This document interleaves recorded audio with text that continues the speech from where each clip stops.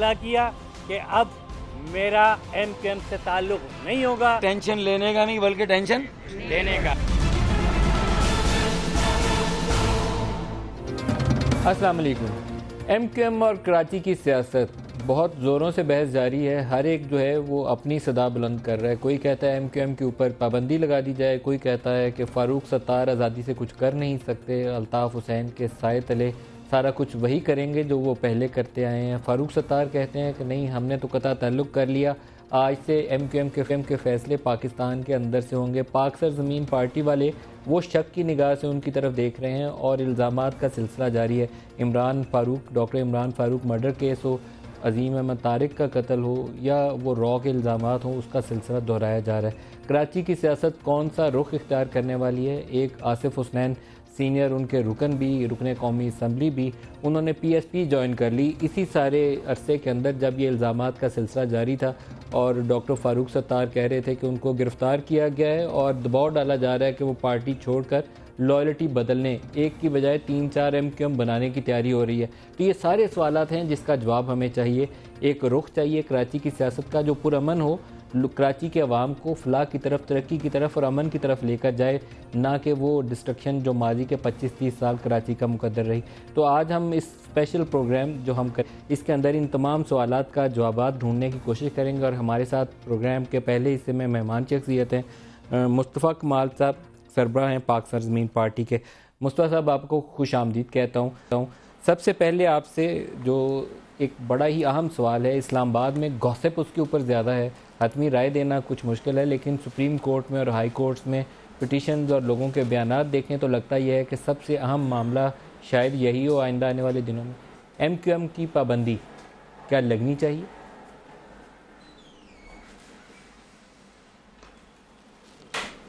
पाकिस्तान की state has to decided, जजेस has to decided.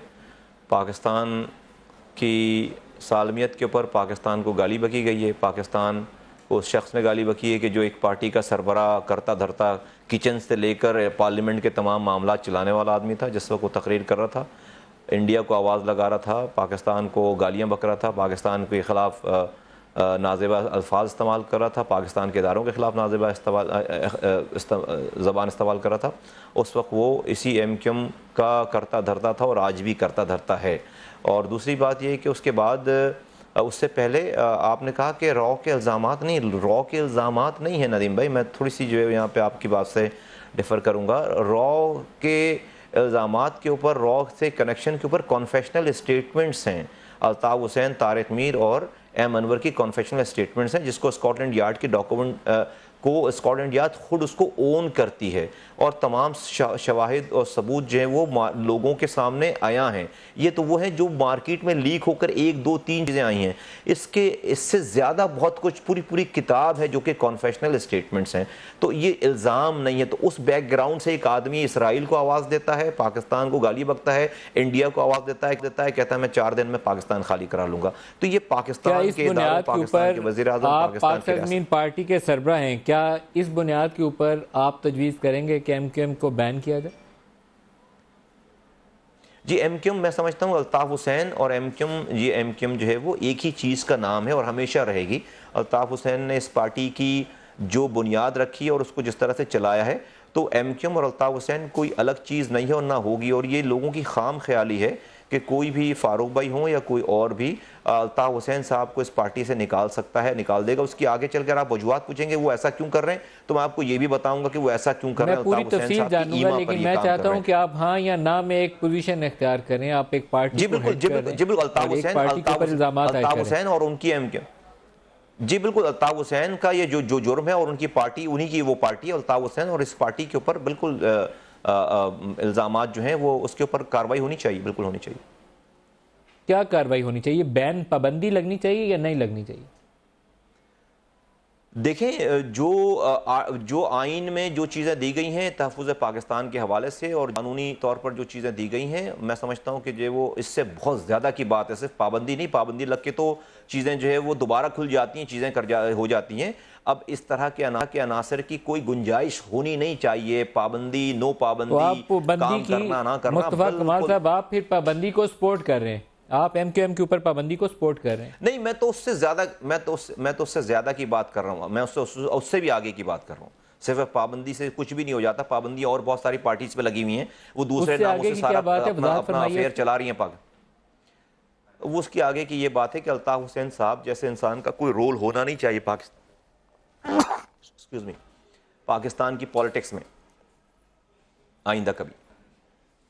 उसके लिए हर मुमकिन वो इस वक्त बरतानवी शहरी हैं, तो आप क्या तजवीज़ करते हैं कि क्या उसके लिए लाहेअमल क्या हो, कोई कानून में गुंजाइश पैदा की जाए, क्या किया जाए, कोई राह मुतय्यन करने के लिए कोई रास्ता दिखाइए।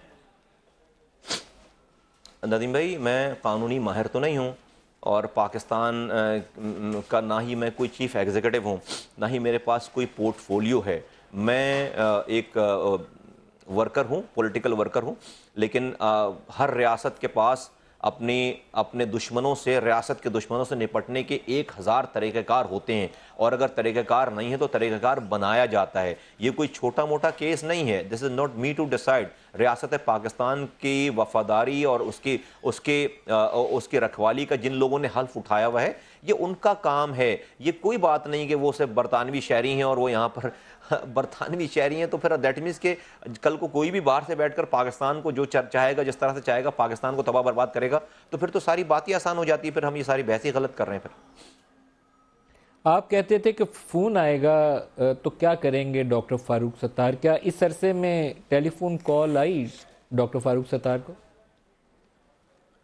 नहीं, वो टेलीफोन कॉल आई नहीं। टेलीफोन कॉलें जो है उसकी नौबतें नहीं पड़ी, खुद ही फ़ोन कर रहे हैं और ख़ुद ही फ़ोन कर रहे हैं। खुद ही आजकल तो बहुत सारे तरीक़ेकार हैं, स्काइप है, व्हाट्सएप कॉल्स हैं और कम्युनिकेशन के बहुत सारे ज़राए हैं। और फारूक सत्तार अकेले तो नहीं, उनके लेफ़्ट राइट पे जो लोग बैठे हुए हैं वो सब मैसेज लेकर आते हैं और जाने के बाद सारा मैसेज देते हैं। फारूक सत्तार साहब के ऊपर भी लोग बैठाए हुए हैं। ज़ाहिर सी बात है कि अगर फारूक सत्तार साहब डेविएट करते हैं तो भी 3 4 5 लोग और हैं लेफ़्ट राइट पे जो लोग बैठे हुए हैं। ज़ाहिर सी बात है सब लोग।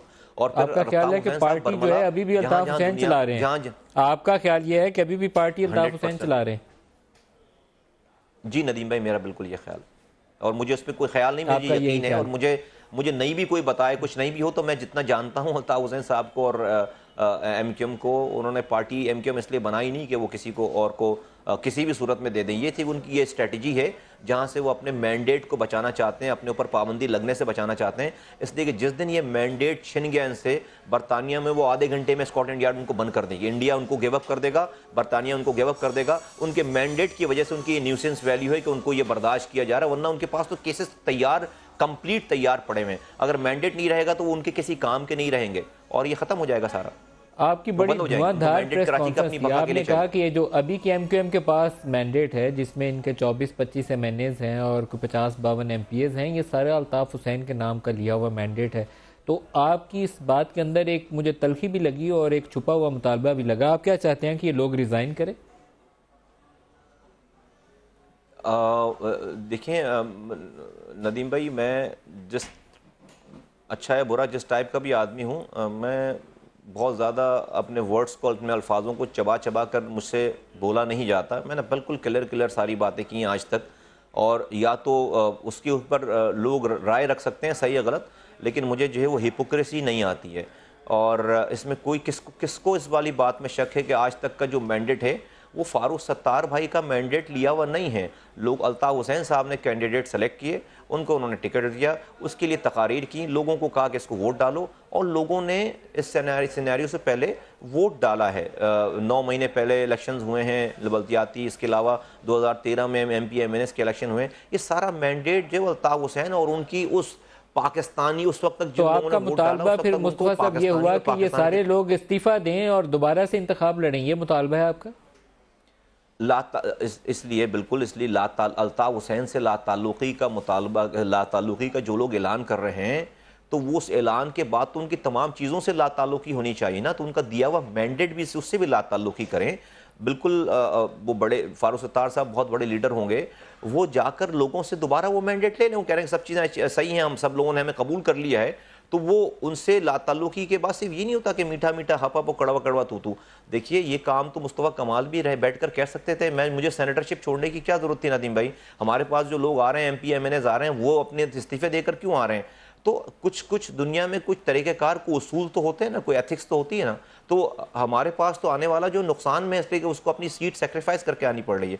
तो ये तो कोई बात नहीं ना हुई कि आप जिस आदमी से लाताल्लुक उसी के घर में, उसी के घर को आप खुलवाने की बात कर रहे हैं, उसी के घर में आप दोबारा बैठने की बात कर रहे हैं, उसी के विजन को फॉलो करने की बात कर रहे हैं। क्या मैं आपसे पूछता हूँ, क्या मैं पाकिस्तानियों से पूछता हूँ, ये जो लोग उस चीज़ को बाय कर, क्या लंदन में सेक्रेटेरिएट जो बंद हो गया, अगर फर्ज करें तमाम चीज़ें लाताल्लुक कर दी हैं, कर दिया गया है तमाम चीज़ों से फारूक भाई ने लाताल्लुकी का इज़हार कर लिया, तो वहां पर ये इतना बड़ा इंटरनेशनल सेक्रेटेरिएट फिर क्या काम कर रहा है? क्या वो हलीम बना रहे हैं वहां पे बैठ के? सिर्फ वो दिन भर क्या एक्टिविटीज कर रहे हैं? अल्ताफ हुसैन कहां बात कर रहे हैं?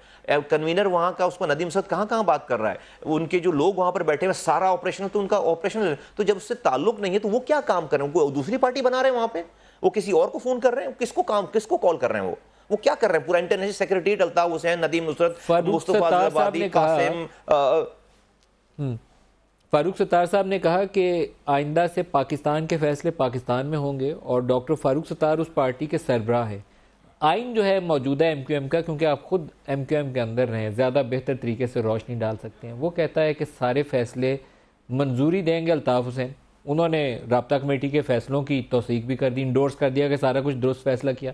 तो क्या इससे आज़ादी मिल जाती है फारूक सत्तार को कि पाकिस्तान के अंदर पार्टी के असर नौ तश्कीलें नौ करें, इलेक्शंस करवाएं, नए पार्टी ओहदेदार बनाएं, सदर जनरल सेक्रेटरी बनाएं? क्या उनको इस काम की आज़ादी है? नदीम भाई, मैं आपसे एक मासूमाना सवाल करता हूँ, और ये वसीम बादामी से ये लफ्ज़ बोरो करते हुए, क्या अल्ताफ हुसैन फारूक सत्तार को कॉल करेंगे या नदीम सद फारूक सत्तार को कॉल करेंगे अगर, और कर रहे हैं, तो क्या वो आइन खोल कर रखेंगे पहले और देखेंगे कि अल्ताफ हुसैन को आइन के तहत मुझे कॉल करने की का इख्तियार है या नहीं है? या किसी ने आज तक आइन खोलकर अल्ताफ हुसैन को दिखाया है क्या, पढ़ाया है क्या? अल्ताफ हुसैन की शख्सियत और उनकी जो उनका जो टेरर है या उनकी जो मिथ है, क्या कोई उनको ये बताएगा कि भाई आइन और कानून के मुताबिक, MQM के आइन और कानून के मुताबिक जनाब अल्ताफ हुसैन साहब, आपको ये इजाज़त नहीं है कि आप मुझे कॉल करें और मैंने ये ऐलान कर दिया कि मैं फैसले अब यहाँ करूँगा? नदीम भाई, अगर आप ये बाय करते हैं, पाकिस्तानी अगर ये बाय करते हैं, मैं आपके लिए आपके हक में दुआ करता हूं। मैं इससे ज्यादा और क्या कह सकता हूं? आप मेरा कोई नुकसान लेकिन नहीं है। लेकिन एक आईनी और कानूनी पोजीशन भी तो होनी चाहिए। बाज लोग यहाँ राय रखते हैं कि उस आइन में और उस कानून में गुंजाइश ही नहीं है, वो कहते हैं कि कर ही नहीं सकते फारूक सत्तार। कुछ लोग कहते हैं कि नहीं, उसमें गुंजाइश मौजूद है, वो पार्टी इलेक्शन करवा के, इंटर पार्टी पोस्ट करवा के नए ओहदेदार बना सकते हैं। मैं तो इससे आगे की बात कर रहा हूं। आप बिल्कुल ठीक कह रहे हैं, आइन और कानून में यही लिखा हुआ है, नहीं कर सकते फारूक भाई। लेकिन मैं तो कह रहा हूं कि अगर मैं कहता हूं कर भी सकते होते, आइन में लिखा होता कि अगर कर भी सकते हो, तो क्या अल्ताफ हुसैन अगर कॉल करेंगे और नदीम सद वहां पे सेक्रेटेरिएट ऑपरेशनल है पूरा, क्या सेक्रेटेरिएट नदीम भाई बंद हो गया क्या? वहां पे सेक्रेटेरिएट भाई बंद हो जाना चाहिए ना सेक्रेटेरिएट। वो क्या काम कर रहे हैं अभी वहां पे सेक्रेटेरिएट? मेरा आपसे फिर मुस्तफा साहब एक और सवाल है। मैंने आपसे पूछा कि वो जो कुछ अभी तक MQM ने किया और जो कुछ अगस्त 22 को हुआ, तो आपने कहा कि उसकी रोशनी में MQM के ऊपर पाबंदी लगनी चाहिए। आपने कहा कि मुत्तहिदा का जो आइन है वो उसको इन फैसलों की इजाज़त नहीं देता, फिर तो आपको सुप्रीम कोर्ट में रजू करना चाहिए। मुस्तफ़ा कमाल जो है वो कराची की सियासत कर रहे हैं, PSP जमात बनाई है, बदला चाहते हैं, तब्दीली चाहते हैं, नया कराची के अंदर एक अमन का माहौल चाहते हैं, तो आपको सुप्रीम कोर्ट और इलेक्शन कमीशन में जाके एक रेफरेंस फाइल करना चाहिए। नदीम भाई, मैं तो आपकी बात से ये कह दूं कि मैं सिर्फ कराची की सियासत नहीं कर रहा, पाकिस्तान पूरे पाकिस्तान की सियासत कर लें। हब है कराची जी, मैं ये करता हूँ। क्या रेफरेंस फाइल करेंगे सुप्रीम कोर्ट में मुस्तफ़ा कमाल और इलेक्शन कमीशन और पाकिस्तान में जाएंगे आप? नहीं, मेरे पास में इतने पैसे नहीं है कि मैं वकीलों की फ़ीस दूं, और मैं इतने पास मुझे यहाँ पे जो कानून का जो हिसाब किताब है, जो हमारे पास जो यहाँ पर जितना इंसाफ हमें मिलता है हमारे कोर्ट से, अभी हम भुगत रहे हैं ना झूठे केस में अनीस कायम खानी के मुकदमे को, बिला जवाज़ झूठा मुकदमा बना हुआ है। तो जो अदालतों के हालात हैं डेट पे डेट, और किसी की कोई फिक्र नहीं है। आपके पास नीस एडवोकेट भी हैं, आपके पास कई और वकला भी होंगे, पार्टी आप कहते हैं आपकी बहुत बड़ी हो गई है, तो आईनी और कानूनी रास्ता एक जमहूरी शख्स को इख्तियार करना चाहिए। तो अगर आप समझते हैं कि उन्होंने ऐसा गैर कानूनी, गैर आईनी और मावरा आईनी काम किया, तो आपको कोर्ट में जाना चाहिए।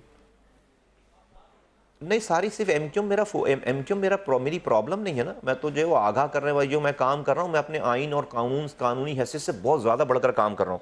6 महीने पहले जो मुस्तफ़ा कमाल अनीस कायम खानी आकर जो उन्होंने आवाज़ लगाई, हमारी लोग बात पहले हमसे पूछते थे कि सबूत और शवाहिद, आज वो सारी बातें जो है वो तय हो गई हैं। सब सबूत के साथ साथ अल्लाह ताला ने एंडोर्स करवा दिया हमारी सारी बातों को।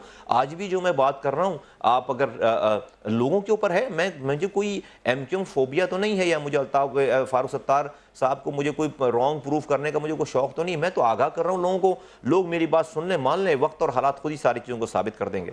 मेरे पास ऐसे ज़राए नहीं, और बहुत महवर है पूरे पाकिस्तान का। कराची के अंदर जो तब्दीली आ रही है सबका उसके ऊपर फोकस लगा हुआ है। तो कराची के अंदर एमक्यूएम के दफ्तर भी टूट रहे हैं, जोनल ऑफिस सेक्टर जो उनका स्ट्रक्चर है, पूरा कमांड एंड कंट्रोल स्ट्रक्चर है पूरा उनका, वो टूट रहा है। उस चीज़ की आप हमायत करते हैं जो इलीगल कंस्ट्रक्शन है, टूटनी चाहिए? जी बिल्कुल, इलीगल कंस्ट्रक्शन जो है वो टूटनी चाहिए, लेकिन ये टाइमिंग जो है वो ऐसी है कि मैं उसके ऊपर बहुत ज़्यादा खुश नहीं हूँ, इसलिए कि अगर आप अल्ताफ़ हुसैन जो है वो आज़ाद हैं, उनको तमाम जगहों पे कॉल करने की और सब चीज़ों की जो आज़ादी है, उनका ऑपरेशन उसी तरह से जो है वो इंटैक्ट है लंदन में और सारी चीज़ों में, और यहाँ पर वो जिसको चाह रहे हैं कॉल कर रहे हैं, फ़ोन कर रहे हैं। आपने अभी सुना कि जो अब इरम फारूकी टीवी पे आई थी, उसको उन्होंने कॉल करके वजाहतें दी हैं सारी चीज़ें। तो किससे कांटेक्ट में वो नहीं है? फारूक सत्तार साहब जब अपने घर से चले तो अवारी में रुककर उन्होंने जो है वो किसको कॉल की, वहाँ पे किससे इजाज़त ले रहे थे, किसको समझा रहे थे, किससे बात कर रहे थे? और अभी भी जो है वो वहाँ से कॉलें आ रही हैं, उनका कन्वीनर वहाँ पर बैठा हुआ है, उनके जी लंदन से ही बात कर रहे थे, अल्ताफ हुसैन साहब और उनके रुफ़क़ा से बात कर रहे थे। अल्ताफ हुसैन साहब से उनसे इजाजत लेकर फिर उन्होंने प्रेस कॉन्फ्रेंस की, उसके बाद प्रेस क्लब गए। उससे पहले आपने कहा कि उन्होंने अल्ताफ हुसैन साहब से इजाजत ली कि मैं कर लूं या ना करूं। नहीं, एग्जैक्टली हर चीज़ की इजाज़त ले रहे हैं, हर चीज़ का ये स्क्रिप्ट एक ही है सारा।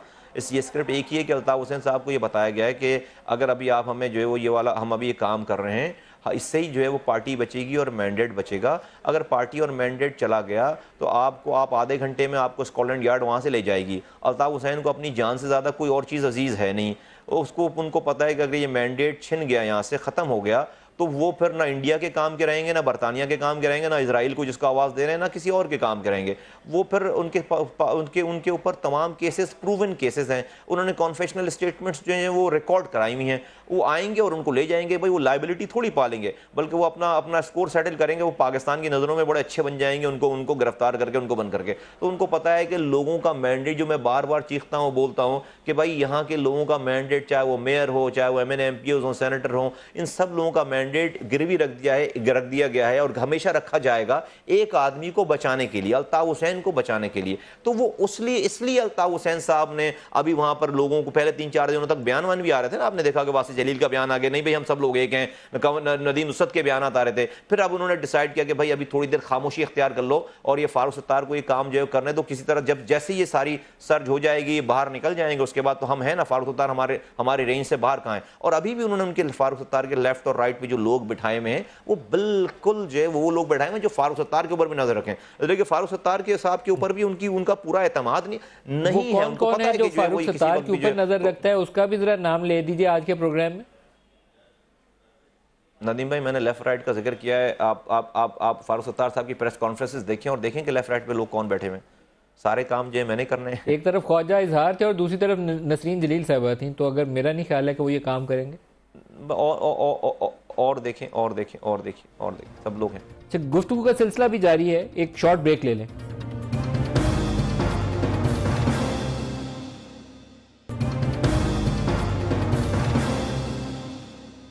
प्रोग्राम में दोबारा खुश आमदीद कहते हैं। तो आपने बार बार उनको रॉ वाला जिक्र कर रहे हैं। तारिक मीर के और मोहम्मद अनवर के बयानात मैंने भी पढ़े हैं, वो जो बरतानवी पुलिस से मंसूब हैं और जिनको अभी तक बरतानवी पुलिस ने रिजेक्ट नहीं किया। अगर वो सारी चीज़ें ब्लैक एंड वाइट के अंदर एग्जिस्ट करती हैं तो बरतानवी पुलिस ने अभी तक उनके खिलाफ एक्शन क्यों नहीं लिया? इसलिए कि वो इंडिया उसके अंदर फंस गया है। पहली दफ़ा इंडियन रॉ जो है वो पहली दफ़ा पकड़ी गई अल्ताफ हुसैन के हाथों, स्कॉटलैंड यार्ड के हाथों पहली दफ़ा पकड़ी गई। अल्ताफ हुसैन साहब ने जाके सारी कॉन्फेशंस दे दी हैं डॉक्यूमेंट्स के साथ। इंडियन प्राइम मिनिस्टर और इंडियन फॉरेन ऑफिस से डायरेक्ट अप्रोच हो रही है बरतानिया की गवर्नमेंट को कि आपने इस केस को नहीं चलाना है। अगर आप इसको चलाएंगे तो अल्ताफ हुसैन तो बहुत छोटी सी चीज़ है। पहली दफ़ा दुनिया की तारीख में, इस 70 साल तारीख में पहली दफ़ा रॉ डॉक्यूमेंटेड रंगे हाथों सबूत के साथ पकड़ी गई है किसी मुल्क के अंदर, किसी दुश्मन मुल्क के अंदर फंडिंग करते हुए और यहाँ पर तखरीबी कार्रवाइयाँ करते हुए फॉर लास्ट 20 ईयर्स सबूत के साथ। और बरतानिया का बहुत बड़ा स्टेक है इंडिया के अंदर। बरतानिया इस वक्त नंबर 1 इन्वेस्टर है, फॉरेन इन्वेस्टर है इंडिया के अंदर। तो अपनी फॉरेन पॉलिसीज़ के तहत ये चीज़ जो है वो आगे नहीं बढ़ा रहे हैं, उन्होंने इस जगह एक जगह पे पार्क कर लिया है। ये है, इस वजह से बरतानिया उनके ऊपर कार्रवाई नहीं कर रहा। और बरतानिया को तो वो गाली नहीं बक रहे, बरतानिया भी हो सकता है इस्तेमाल करता हो उनको, और मेरे पास प्रूफ नहीं है, लेकिन बरतानिया भी डेफिनेटली इस्तेमाल करता हो। 22 सालों से एक आदमी बैठा हुआ है, जब सबको आवाज़ दे रहा होगा, दे रहा है, इसराइल को आवाज़ दे रहा है, इंडिया को आवाज़ दे रहा है, अफगानिस्तान और ईरान को आवाज़ दे रहा है वो आदमी कि आओ मेरी मदद करो, मैं पाकिस्तान को 4 दिनों में खाली करा लूंगा, तो लंदन में बैठकर लंदन वालों को क्यों नहीं आवाज़ दे रहा होगा? आपने कहा कि वो जो ये सारी चीज़ें हैं इसकी तफसील फारूक सत्तार को बताई गई। एक दुबई वाली मीटिंग का आप हवाला देते हैं और एक आप कहते हैं जब यहाँ से वकील ले जाए गए मुकदमा लड़ने के लिए तो उस वक्त भी सारी तफसील बताई गई कि क्या क्या कुछ हमने कन्फेस किया और किस चीज़ के सबूत मौजूद हैं। तो वो कौन कौन से वकील थे? क्योंकि मुझे याद पड़ता है कि फ़रोग नसीम साहब जो थे, लीड लॉयर फ़रोग नसीम साहब थे, बैरिस्टर सैफ साथ जाते रहे थे। क्या इन सारे लोगों के नॉलेज में हैं ये चीज़ें? डॉक्टर साहब, मैंने जो कहना था अपनी बात कह दी है, और मुझे जब नाम लेना होगा ना तो वो फिर जो है वो आपके टीवी से फिर जो है ना वो हेडलाइनें हटेंगी नहीं। तो मैंने पहले दिन से ये बात कही है कि मैं तो कुछ भी नहीं कह रहा हूँ, मैं तो 2% भी बात नहीं कह रहा हूँ। मैं तो इन सब लोगों की इज़्ज़त नफ्स, इनकी ज़िंदगियों में और प्रॉब्लम नहीं डालना चाहता। मैं इसलिए बार बार कहता हूँ कि झूठ ना बोलो, जितना तुम झूठ बोलोगे मैं उतना सच बोलूँगा। झूठ ना बोलो। तो ये जब झूठ बोलते हैं इनको डोज देनी पड़ती है, इसलिए कि हम हमारे सामने ये सब लोग जो हैं वो। आप मेरे गुज़िश्ता प्रोग्राम में रहमान मलिक साहब का नाम ले रहे थे तो रहमान मलिक साहब मुझे मैसेज करके डिनाइल भेज रहे थे। वो कह रहे थे कि ये सारा कुछ गलत है, कोई सबूत नहीं है इस बात का। मुझ पर केस कर दें रहमान मलिक साहब। ये करना चाहिए उन्हें। न अभी भी ना रहमान मलिक या का आप नाम साबित करें तो या वो साबित करें, एक तो जीतेगा आप। और आपको मैसेज करके जो है वो क्यों वो डिनाइल भेज रहे हैं भाई? पाकिस्तान का मीडिया आज़ाद है, आ जाएं। तो मैं तो अपनी बात पर कायम हूँ। मैंने तो 2 नाम लिए, मैंने 5 नाम और लेता नहीं हूँ। मैं तो अनीस कायम खानी का अपना और उनका नाम लेता हूँ दुबई वाली मीटिंग पे। सारी डेट, जगह, तारीख, सब चीज़ें जो है वो सब पता है। किस तारीख दोहरा देंगे? क्या तारीख की ज़हन में है, दोबारा दोहरा देंगे? जी 2012 की डेट से, 2012 की डेट से। एक फारूक सत्तार साहब ने कहा कि आसिफ हुसनैन को और शिराज को पकड़ा गया और दबाव डाला जा रहा है पार्टी बदलने के लिए। आसिफ हुसनैन ने पार्टी बदल ली, क्या ये ड्राई क्लीन होके आए हैं आपके पास या अपने शौक से आए हैं? अगर फारूक भाई की ये वाली बात मान ली जाए तो फिर वो भी ड्राई क्लीन होकर आए हैं। रात बंद होने के बाद, तकरीर हो जाने के बाद, बंद होने के बाद 24 घंटे के बाद सुबह आकर उन्होंने जो है वो बानी और तहरीक कहना शुरू कर दिया। तो वो भी रात भर ड्राई क्लीन हुए, उसके बाद आकर उनको कायदे तहरीक से बानी हो गए। और उस वक्त भी वो कह रहे थे इतनी चीज़ों के बाद, इतने सारे सान्हे होने के बाद भी जो पहली प्रेस कॉन्फ्रेंस में वो फरमा रहे हैं कि कायदे तहरीक के ऊपर जहनी दबाव है। कायदे तहरीक का मतलब ये नहीं था। कायदे तहरीक जो है वो आराम करने जा रहे हैं। जहनी दबाव की वजह से वो पाकिस्तान को गाली बकने लगते हैं। जहनी दबाव की वजह से वो रॉ के साथ, उनको कभी ऐसा जहनी दबाव नहीं हुआ कि वो ISI को अच्छा बोलने लगें या पाकिस्तान को जो है वो इंडिया को गाली बकने लगें। उनके ऊपर जब भी जहनी दबाव हुआ है उन्होंने पाकिस्तान को ही गाली बकी है, कभी इंडिया को गाली नहीं बकी उन्होंने जहनी दबाव में। तो वो तो अगले दिन तो वो सारा, और उसके बाद फिर 2 दिन के बाद वो कायदे बानी तहरीक से वो अल्ताफ साहब हो गए। अभी पता नहीं 2 दिन के बाद और क्या होंगे। तो क्या फारूक सत्तार भी क्या कराची में ऐसी लॉन्ड्री है जो लोगों को जो ड्राई क्लीन कर रही है इस वक्त? क्या कराची में ऐसी लॉन्ड्री काम कर रही है? जैसे किसी ज़माने में PML क्यों बनी थी जनरल मुशर्रफ दौर में, एवरीवन नोज कि वो एक लॉन्ड्री थी, उसमें उन्होंने डाला और जो कुछ निकला ड्राई क्लीन होके तो वो PML क्यों बन गई। क्या ऐसा कुछ कराची में भी हो रहा है? ऐसा कुछ अगर हमारे बस में होता है, हम ये करवा रहे होते ना नदीम भाई, तो अभी ये फारूक सत्तार साहब समेत वो जो जितने लोग बैठे हुए ना सब यहाँ बैठे होते हैं हमारे पास। इसलिए कि ये एक रात गुजारने के बाद DG रेंजर जिंदाबाद के तो नारे लगा रहे हैं कोर्टों में, ये इतने बड़े हैं ये। तो एक रात गुजारने के बाद अभी कल को ये SHO जिंदाबाद के नारे लगाएंगे, ये सारे सब पाकिस्तान जिंदाबाद को। तुम कितने बड़े तुर्रम खान हो फिर जो बैठ कर वहाँ पर तकरीरें कर रहे थे सारे के सारे हैं। और वहाँ पर सुन रहे थे और भाई की हाँ में मिला रहे थे। और अभी एक रात में तुम जो है वो वहाँ पे सेक्टरों में जाके तकारीर कर रहे थे, सारे जो है लड़ जाएंगे, मर जाएंगे, ये रियासत ये कर रही है, पाकिस्तान ये हो रहा। फारूक सत्तार की अपनी ऑडियोज हैं, वीडियोज, जो कह रहे हैं मैं मुंह पे मार कर आ गया। साहब ही चैनल पे चल रही थी कि मैं मुंह पे मार कर आ गया उनके, और अपनी MNA शिप और सारी चीजें। उसके बाद आप जो इतने बड़े तुरम खान, उसके बाद आप 12 घंटे के बाद आप जो है वो पहले बानिया तारीख कहते हैं, उसके बाद फिर जो है कहते हैं कि अल्ताफ साहब हो गए। फिर जो लोग जो है कोर्टों में गिरफ्तार होकर जा रहे हैं वो पाकिस्तान जिंदाबाद के नारे लगा रहे हैं। वो हरा उनसे पूछ भी नहीं रहा, फिर भी पाकिस्तान जिंदाबाद के नारे हैं। अच्छा भाई चलो पाकिस्तान जिंदाबाद का नारा लगा दिया, और DG रेंजर जिंदाबाद के नारे लगा रहे हैं। कल वो SHO जिंदाबाद के नारे लगाएंगे, DSP जिंदाबाद के नारे लगाएंगे। तो भाई ड्राई मौजूदा शक्ल में बरकरार रहेगी या जो दबाव चल रहा है, जो टूट फूट जारी है, क्या आखिरी जुमला बरकरार रहेगी या ग्रुपिंग हो जाएगी? नदीम भाई आखिरी जुमला बोल दूं उसी कॉन्टेक्स्ट में कि अगर जो इनकी कंडीशन है उसमें, तो फिर ये सारे लोग हमारे, अगर हम ये कर रहे होते तो सब हमारे पास आके जो है नारे लगा रहे होते हमारे साथ। अच्छा, अब आपने जो बात की है कि MQ मौजूद, देखिए MQ और अल्ताफ हुसैन, नदीम भाई मेरी बात माने ना, ले मेरी बात सुन लें और याद रख लें, MQ और अल्ताफ हुसैन इस एक ही चीज़ का नाम है, एक ही चीज़ का नाम है। एंड माइंड यू कि हम इसलिए हम MQ का कोई फ्रैक्शन नहीं है, वी आर नॉट MQ, हम पाक सर ज़मीन पार्टी हैं। हमने कोई शायबा भी नहीं आने दिया। हमें पता है कि MQ जो है वो MQ अल्ताफ हुसैन ही का नाम है। MQ फारूक सत्तार साहब जो है वो 10 दफ़ा भी जो है वो पैदा होकर आ जाएं तो वो MQ के कायद और बानी जो है नहीं, जो MQ है वो अल्ताफ हुसैन साहब की। MQ अल्ताफ हुसैन साहब के साथ जो है वो इसी रहती दुनिया में बगैर किसी पाबंदी के, बगैर किसी चीज़ों के, लोगों के वोटों से, लोगों के डिसेंट करने से, आम लोगों की जो है वो रिबेलियस होने से उनको इंतकाम लेंगे लोग इंशाअल्लाह ताला, और MQ जो है हिस्ट्री बन जाएगी, नहीं रहेगी इस सूरत में कायम। फारूक सत्तार साहब कहते हैं उल्टा पहिया चलेगा, लोग छोड़ेंगे मुस्तफा कमाल को और वापस आएंगे फारूक सत्तार के पास। आपका दावा यह है कि लोग उधर से छोड़ेंगे, MQ भी ख़त्म हो जाएगी और सारे लोग इधर आ जाएंगे, तो पहिया उल्टा चलेगा या सीधा चलेगा? मैं अपने पास से जाने वाले को यहाँ पर उसके लिए डिनर का बंदोबस्त करूँगा, उसको खाना दूँगा, उसको हार फूल पहनाऊँगा, उसको फारूक सत्तार साहब जहाँ बोलेंगे, अगर वो बोलेंगे तो मैं छोड़ कर आऊँगा, और अगर एड्रेस नहीं होगा तो मैं गेट से बाहर उनको जो है बाकायदा तालियाँ बजाकर लोगों को जमा करके जितने लम्हे उसने मेरे साथ गुजारे मैं उसका शुक्रिया अदा करूँगा और उसको सलाम पेश करूँगा। इसमें कौन सी बड़ी बात है, कोई मसला ही नहीं है। हमने तो पहले दिन से ही पॉलिसी रखी है, हमने तो जाने वाले के लिए पहले दिन से ही पॉलिसी रखी है। हमने तो जाने वाले के लिए पहले, मैं कहूँगा कि जो मुस्तफा कमाल को छोड़ कर जा रहा है वो मौत का हकदार है, गद्दार हो गया। नहीं भाई, ये दुनिया है, आपस में लोग जो है वो एक दूसरे के ख्यालात से जो है वो डिसएग्री करते हैं।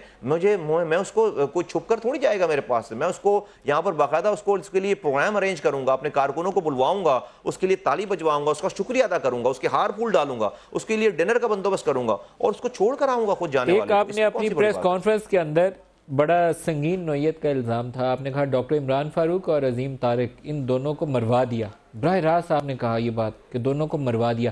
क्या इमरान फारूक छोड़ के कहीं जा रहे थे, किसी और पार्टी में शामिल होने वाले थे, क्या जनरल परवेज मुशर्रफ के साथी बनने वाले थे? उन दिनों बहुत र्यूमर्स थी, क्या ऐसी किसी बात में सदाकत है? नहीं, जनरल मुशर्रफ के साथी नहीं बनने वाले थे। इमरान फारूक और अजीम अहमद तारिक जैसे जो लोग थे उनके साथ ये टैग लगा हुआ था कि ये वो लोग हैं कि जो अल्ताफ हुसैन के बगैर भी पार्टी चला सकते हैं।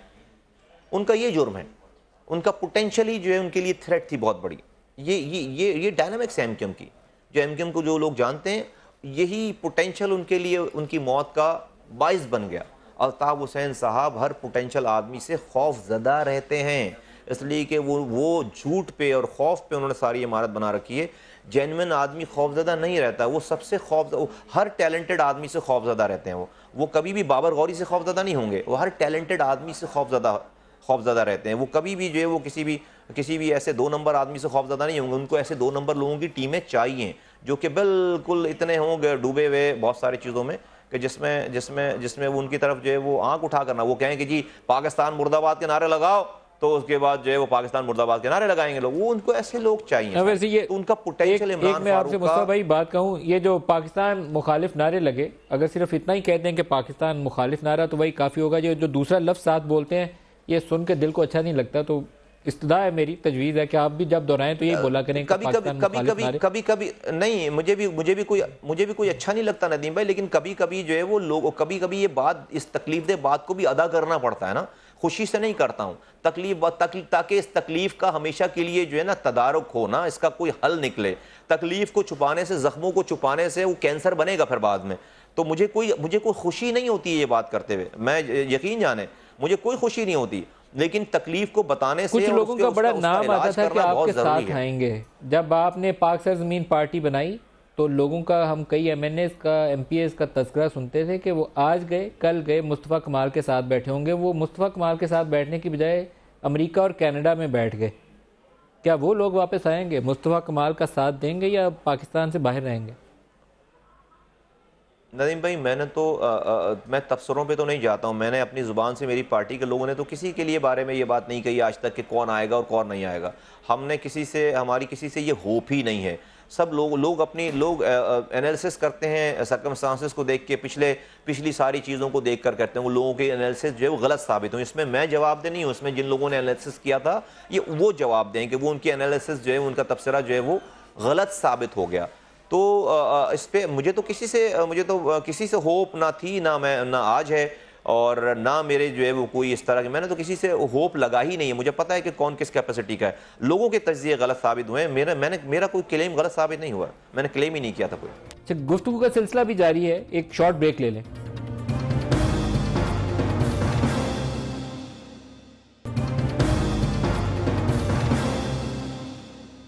प्रोग्राम में दोबारा खुश आमदीद कहते हैं। बहुत से लोगों का ख्याल ये है कि अगस्त 22 जो था एक खुदकुश हमला था जिसने MQM की सियासत को जो है बहुत बड़ा नुकसान पहुंचाया, जानलेवा नुकसान भी है। आइंदा आने वाले दिन में क्या आपको लगता है कि ये वाकई एक खुदकुश हमला था?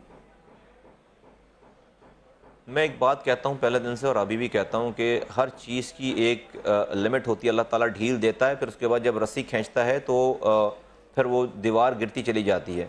और मैं पहले दिन से कह रहा हूँ कि अल्लाह ताला खुद से जो है वो फरिश्ते नहीं उतारेगा, लोगों को इम्तिहान में डालना। अल्लाह ताला ने मुस्तफ़ा कमाल को भी इम्तिहान में डाला है, अल्लाह ताला ने फारूक सत्तार को भी इम्तिहान में डाला है कि कौन अल्लाह को अल्लाह मानकर उससे रिस्क, ज़िंदगी, मौत मांगता है और कौन बातिल के आगे खड़ा होता है, और कौन एक इंसान से इन तमाम चीज़ों की नौज़ुबिल्लाह जो है वो उम्मीद लगाता है। मैं समझता हूँ कि अल्ताफ़ हुसैन को इतना टाइम देकर अल्लाह ताला ने हमारे साथ जो लोग हैं, हम लोग जो हैं, हमारा भी इम्तिहान लिया है और दूसरों का भी इम्तिहान लिया जो दूसरी तरफ हैं। और अब जब इम्तिहान हमारा हो गया पूरा और अल्लाह ताला की गैब से मददगारी, अल्लाह ताला अल्ताफ़ हुसैन साहब से ऐसे ऐसे काम करवा रहे हैं कि हमारी सारी बातों को वो खुद से जो है उस पर मोहर लगाते चले जा रहे हैं, इसलिए कि हमारी नीयत, हमारी बात ठीक है। और अब ये बहुत देर तक ये चीज़ रुकेगी नहीं। आप देखिए, मैंने पहले दिन कही थी बात, अल्ताफ़ हुसैन हीरो नहीं मरेंगे। ये जब भी एक इंसान के दिल में वो हीरो हैं, ऐसे लोगों को अल्लाह ताला नहीं मारता। जिस दिन एक एक शख्स, अब जब उनको थू कर रहा है ना, जब तक एक एक शख्स उनकी इज्जत और उनके लिए नफरत बन जाएगी, आप देखिएगा अल्ताफ़ हुसैन को फिर अल्लाह ताला उठाएगा यहाँ से, दुनिया से।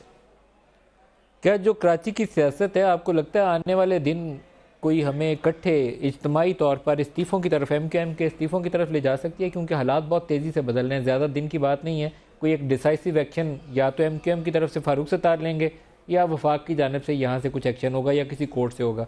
क्या इज्तिमाई इस्तीफ़े हो सकते हैं MQM के? मैं किसी भी चीज़ को मैं आउट ऑफ कंसिडरेशन में नहीं कहता, and out of I mean impossible नहीं कहता, इसलिए कि झूठ जो है वो बहुत देर तक नदीम भाई चल नहीं सकता।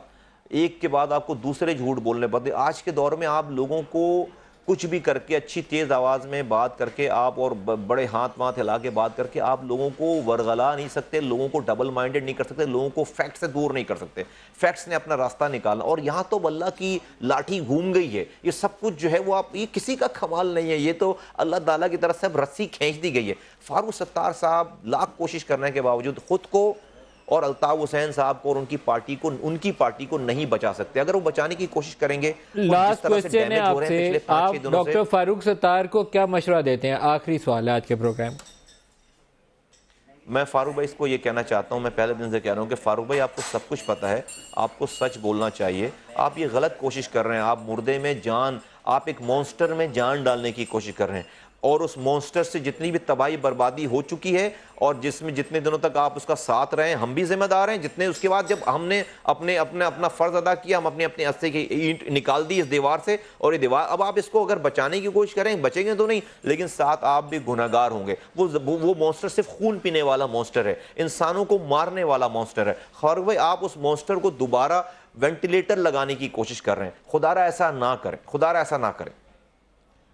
मुस्तफ़ा कमाल साहब, सरबरा पाक सरजमीन पार्टी, बहुत शुक्रिया आज के प्रोग्राम में आप हमारे साथ के लिए। इतना ही, लेकिन ये प्रोग्राम अभी जारी रहेगा। हम ब्रेक लेंगे, वापस आएंगे और प्रोग्राम के दूसरे हिस्से में बात करेंगे डॉक्टर फारूक सत्तार से। हमारे साथ रहिएगा।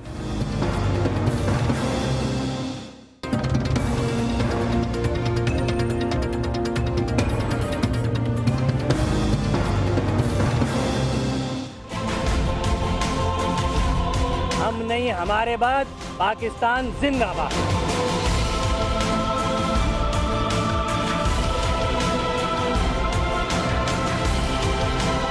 मुजरिम हो तुम, सब लोग मुजरिम हो। डॉक्टर इमरान फारूक को मार दिया। ये काम करने के बाद ये जाकर जो है वो अवारी में सो रहे हैं रोजाना रात को। अपने घर पे क्यों नहीं सो रहे भाई? फारूक सत्तार, अल्ताफ हुसैन, रहम कर दो उसके ऊपर।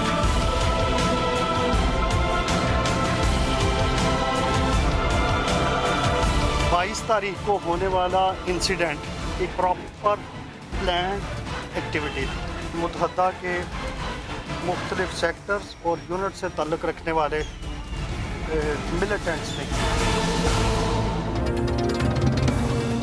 अस्सलाम वालेकुम। डीजी रेंजर्स कहते हैं कि अगस्त 22 को जो कुछ कराची में हुआ, मीडिया हाउसेस के ऊपर जो हमला था, मुनज़्ज़म साजिश थी, मनसूबा बंदी के तहत किया गया। एक बैंक का अफसर जो है वो गिरफ्तार है, दूसरा मफरूर है जिसको ढूंढा जा रहा है। इन्हीं बैंक्स में उनका दावा यह है कि MQM के लोगों को पनाह मिली, उन्हें खाना खिलाया गया और वहीं से हमला जो था उसका आगाज़ किया गया। दूसरी जानब PSP से मुस्तफ़ा कमाल कह रहे हैं और मुतालबा कर रहे हैं कि MQM को बैन किया जाए। MQM की पोजीशन देखें तो एक मेन स्ट्रीम बड़ी सियासी जमात के तौर पर वो हमारे सामने आती है, जहां 24-25 उसके कौमी असम्बली के अरकान हैं, कोई 50-52 उसके सूबाई असम्बली के अरकान हैं। डॉक्टर फारूक सत्तार के लिए चैलेंज जो है वो काफ़ी बड़ा है।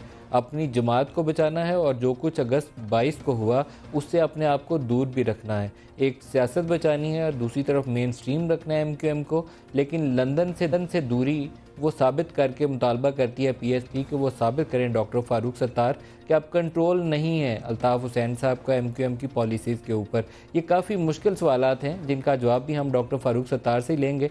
एक छोटा सा वक्फ़ा ले लें और वक्त बाद हम प्रोग्राम का आगाज़ करेंगे, तो यही सवालात डॉक्टर फारूक सत्तार के सामने रखेंगे। हमारे साथ रहिएगा।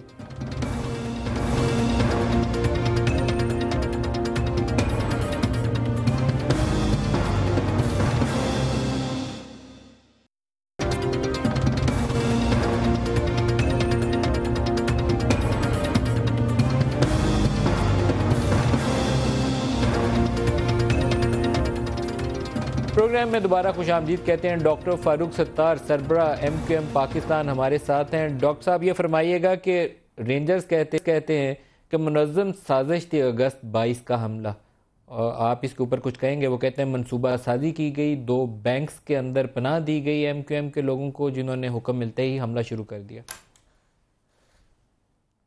मैं ये समझता हूँ कि हमने तो चूँकि उस पूरे वाक़े को डिनाउंस किया है, उसकी मज़म्मत की है और हमने इज़हार अफसोस और शर्मिंदगी भी किया, माफ़ी भी मांगी मीडिया हाउसेस से भी।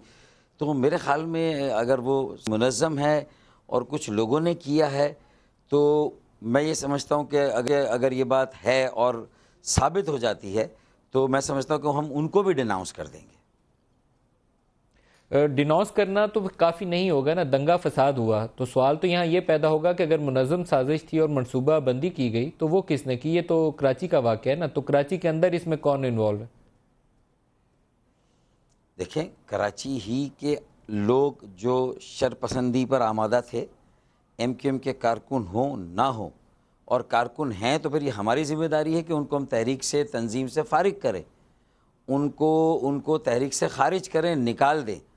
और जो आइन और क़ानून में एक ड्यू प्रोसेस ऑफ लॉ के ज़रिए जो भी उनका बनती है, या जो अदल और इंसाफ के तकाज़े पूरे होने चाहिए, इसमें तो कोई दो राय हो ही नहीं सकती। हमने तो ये सारी बात जो हमारा ये इक़दाम है सारा का सारा, वो आइन और कानून की बालादस्ती को कायम रखने के लिए है, और अदल और इंसाफ के तकाजे पूरे हों, और due process of law. Doctor Farooq Sattar साहब कहते हैं कि आपके जवाब को सराहूंगा मैं, बड़ी क्लैरिटी के साथ आपने, मेरे ख्याल में एम्बिग्यूटी नहीं रखी। आपने कहा कि शरपसंदी की जिसने भी की, लेकिन अगर वर्कर की बजाय कोई लीडर निकला है, मेरे ख्याल में ये तखसीस करने से ही तो हमारे सारे अमल पे शक व शुबा आ जाता है।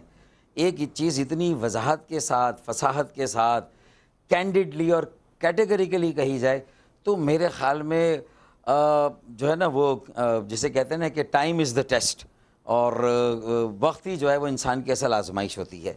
और हमने कहीं पर पसो पेश नहीं किया है। जिस मौक़े पे हम 23 अगस्त को खड़े थे उसी मौक़े पे आज भी खड़े हैं, और उसी की लाइन में और उसी के मुताबिक सारे फैसले कर रहे हैं, और कहीं कोई ऐसी चीज़ आ रही है तो उसको उसी तरह से डील कर रहे हैं।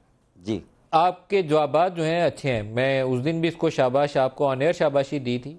मेरे ख्याल में आज भी प्रोग्राम आगे चलाते हैं थोड़ा सा, तो एंड में मेरे ख्याल में दोबारा शाबाशी दूंगा। अगर सारे जवाबात इसी मुस्बत टोन के ऊपर रहे तो कोई शक की गुंजाइश फिर कम होती जाएगी। ऐसा ना लगे आपके कि मैंने सियासी हरीफ कोई कहते मैच हैं फिक्स किया हुआ है। चले फिक्स सही, ऐसा ही सही, अगर पॉजिटिव नोट पे फिनिश हो तो कोई बुराई नहीं है। ये फरमाइएगा कि आपके हरीफ कहते हैं कि आपको अल्ताफ हुसैन लंदन से चला रहे हैं। 22 के वाक़े के बाद आज तक कितनी कॉल आपने अल्ताफ हुसैन की रिसीव की? 22 अगस्त के वाक़े से पहले जब परवेज़ रशीद साहब से हमारी मुलाकात हुई थी पंजाब हाउस कराची में, तो फिर उसके बाद हम किसी जगह बैठे, और जो हम डेलीगेशन में सेनेटर नसरीन जलील थी, मैं था, और मेरे साथ 2 साथी और थे, कंवर नवेद और एक और थे। तो फिर हमने जो वहाँ बातें हुई वो ब्रीफ़ की, और हमने वो लंदन ब्रीफ़ कर दी, जिसको कि तहरीक बानी उन्होंने भी सुना। और उसके बाद हम प्रेस क्लब पहुँचते, उससे पहले वहाँ पर ये सिलसिला शुरू हो गया था, जिसको हम पहुँचते ही हमने अपना सर पकड़ लिया था और हमने सर नीचे कर लिया था, और बाकी सारी बातें आपके सामने। वो मेरी आखिरी बात थी, आखिरी राब्ता था। उसके बाद ना वहाँ से राब्ता उन्होंने किया, ना मैंने यहाँ से राब्ता किया। हम मुस्तफ़ा कमाल से बात कर रहे थे, उन्होंने कहा अवारी होटल में आपने जाके अल्ताफ़ हुसैन से बात की, उनसे मंजूरी ली, उसके बाद प्रेस कॉन्फ्रेंस जाके प्रेस क्लब एड्रेस की। मैं कैटेगरिकली नो कहता हूँ, और मेरे व्हाट्सएप, मेरा स्काइप, मेरी फेस टाइम, मेरा नॉर्मल टेक्स्ट मैसेजिंग, SMS, मेरी फ़ोन कॉल्स, ये जो कंपनी है वो आईफोन है और सैमसंग है, जिसकी मर्ज़ी के बग़ैर जब तक मैं कोड ना दूं वो इजाज़त नहीं देंगे आपको। लेकिन मैं ऑफ़र करता हूं कि मेरे सारे ये व्हाट्सएप हैं और जो जितने भी कम्युनिकेशन के ज़राए हो सकते हैं, ईमेल, मेरे पासवर्ड, अगर किसी इदारे को वो समझते हैं कि वो जो है वो शायद मॉनिटरिंग कर भी रहो इन सारी चीज़ों की, और नहीं करे, तो मैं ऑफ़र करता हूं कि मेरी मॉनिटरिंग की जाए, हमारी मॉनिटरिंग की जाए, और हमें ये बताया जाए कि हम में से कोई लंदन से राब्ते में है, और किससे राब्ते में अगर है तो, और क्या हमने जो कहा है कि हमारा मुकम्मल क़ताए ताल्लुक़ है, क्या उस पॉलिसी की वायलेशन हो रही है। अगर वायलेशन हो रही है तो फिर हम भी उसके ऊपर तंजीमी एक्शन लेंगे। मेरे ख़्याल में यार इससे ज़्यादा नदीम मलिक भाई और कोई बात वजह से नहीं सकते। ये आपको और मुझे हॉस्टेज बना रहे हैं, हम इसी सिचुएशन में रहे, हम कोई और काम ना कर सकें। एक तरफ है कि ना खुदा ही मिला ना विसाले सनम। अब बात ये होगी कि मीडिया को भी पूरी तरह से यकीन नहीं आएगा, वो भी शक व शुबा करेगा। जो पाकिस्तान के पॉलिसी साज इदारे हैं, जो वफाकी हुकूमत या सूबाई हुकूमतें हैं, उन्हें भी हम पर पूरी तरह से ट्रस्ट नहीं आएगा जब ये सारी सूरत हाल होगी। और फिर जो लंदन वालों ने खुद अपनी मर्ज़ी से एक तायीद कर दी है, अच्छा वो भी फिर कोई ऐसा मौका होगा अपनी तायीद शायद वापस ले लें, या कोई ऐसी सिचुएशन हो। तो ये सारी सिचुएशन अगर हम इसी में उलझे रहें, अगर वो तो अपनी तायीद वापस ले लें तो आपको क्या फ़र्क पड़ेगा? डज इट मैटर अगर वो अपनी तायीद वापस ले लें? देखें, हाँ, तो इसका मतलब यह है कि जब आपने जो जवाब कहा कि, तो हाँ देखिए अभी आपको मैं जवाब दे रहा हूँ, वरना ये अगर मगर वाली सिचुएशन है। मैं खुद से एक सिचुएशन ऐसी, नहीं, आपने कहा कि ये ना हो कि लंदन वाले तायीद वापस ले लें। अगर ले लें वापस तायीद तो ले लें, अब तो आप MQM पाकिस्तान है ना, आपको क्या फ़र्क पड़ेगा? देखें, पहले तो मेरा ये यकीन होना चाहिए कि जब हमने इतने साल एतमाद करके हमने लंदन से MQM को चलने दिया, ठीक है ना, ये तासुर है, वहाँ से पॉलिसियाँ ली, फैसले लिए, तो एक 35 साल तो हमें भी तो मिलने चाहिए ना। फिर जब हमने 35 साल दिए, मैं तो इससे ज़्यादा लंदन तईद वापस ले तो डॉक्टर फारूक सत्तार, आपको फ़र्क पड़ेगा पाकिस्तान में? अगर लंदन तईद वापस ले लेता है तो आपको फ़र्क पड़ेगा? फ़र्क मुझे नहीं पड़ेगा, जो हम लोग सब काम कर रहे हैं उसको फ़र्क नहीं पड़ेगा, लेकिन ये एक सिचुएशन ज़रूर कन्फ्यूजन पैदा करेगी, क्रिएट हो जाएगी कि फिर वो जो लंदन की कोई MQM नहीं है, फैसले वहाँ से होते थे वो हमने ख़त्म करवा दिए, तो फिर वो एक लंदन की MQM शायद वो फिर इन एक्शन आ जाए, शायद, जो प्रैग्मेटिज्म विजडम का तकाजा है कि नहीं होना चाहिए। हाँ, तो वो क्या कर सकते हैं अगर वो इलेक्शन आ जाए तो क्या कर सकते हैं? देखिए, आप पार्टी लीडर हैं, वर्कर आपके कराची शहर में मौजूद है, वोटर आपका कराची है, वोटर आपका लंदन नहीं है। अगर वो तईद वापस ले लें, इलेक्शन आ जाए, गुस्सा खा लें, कुछ भी कर लें, तो क्या होगा उससे? इम्प्लीकेशन क्या है उसकी, पॉलिटिकल इम्प्लीकेशन? नहीं, उसकी इम्प्लीकेशन फिर यह है कि एक हकीकी है, दूसरी PSP है जो MQM से निकली, वो एक MQM है, तीसरी हम है जो एक मेन MQM जो इंटैक्ट है, साबित और सालिम है, एक चौथी MQM फिर लंदन की MQM, और उसके भी फिर इंटरव्यूज़ और बयानात और ये सारी चीज़ों का सिलसिला शुरू हो जाएगा। फिर जो है वो और सारी सूरत हाल गुंजलक हो जाएगी।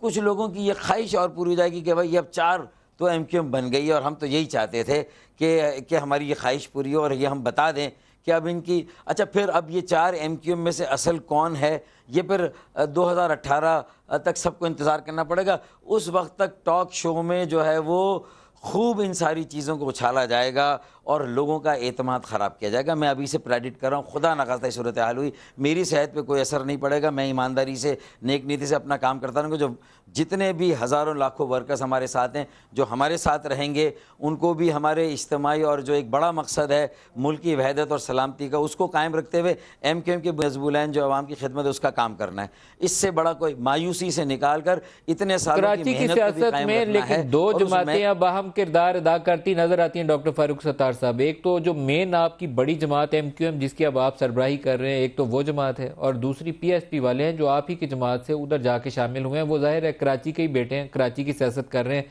वो अपना रोल तो अदा करेंगे, कुछ तो शेयर तोड़ेंगे वो। तो ये 2 तो आप 2018 तक हकीकत समझें कि ये चलेंगे ग्रुप। तो यही मैं कह रहा हूँ ना कि अब अगर ये 2 बना दिए हैं आपने या बन गए हैं, जो भी समझे, तो अब इस पर कनात कर लेनी चाहिए। अब ये मज़ीद जो एक सिचुएशन क्रिएट की जा रही है, फिर उससे ही होता है कि बहरहाल देखें, एक सोच और फिक्र होती है ना कि एक जो तहरीक बानी के साथ लोगों की जुड़ी हुई होती है। आपने जब बनाने का जिक्र किया तो क्या कोई लॉन्ड्री है ऐसी लगी हुई जहाँ ड्राई क्लीन हो रही है लोग? क्या लॉन्ड्री का काम जारी है वहाँ पे? देखें ना, लॉन्ड्री के ज़रिए से कोई ऐसा काम होगा, आप लिख के रख लें ना। ना ये काम तस्वीरें उतारने से होगा। ये काम उस वक्त होगा कि जब असल महाजरों के इश्यूज़ को पाकिस्तान की military establishment, civilian establishment MQM पे तो लान तान करती है, और देखे अगर MQM को तोड़ने का खुद से टूट रही हो या अल्लाह ना करे या उसको तोड़ा जा रहा हो, दोनों सूरतों में आप खूबी देखें कि MQM के लोगों के ज़रिए से ही MQM को नुकसान पहुँचाने की कोशिश की जाएगी। ये कितनी बड़ी बात है कि लोगों का एतमाद है तो वो भी MQM के लोगों पर ही। तो ये हमारा आवाम के साथ कनेक्ट। डॉक्टर साहब, कुछ लोग तो इधर से उधर जाएंगे। देखें, हो सकता है कि सारे लोग आपके साथ खुश ना हो सकता है कि सारे लोग मुस्तफ़ा कमाल के साथ खुश ना रह पाएं, तो कुछ तो लोगों के पास चॉइस है, कुछ आपके पास रहेंगे, कुछ मुस्तफ़ा के पास चले जाएंगे। तो ये तो अदली बदली तो होगी, लेकिन सवाल ये था कि क्या कोई ऑर्गेनाइज तरीके से भी कोई हो रहा है ड्राई क्लीन करने का काम? क्या हो भाई, ड्राई क्लीन होते जाओ, लॉन्ड्री चल रही।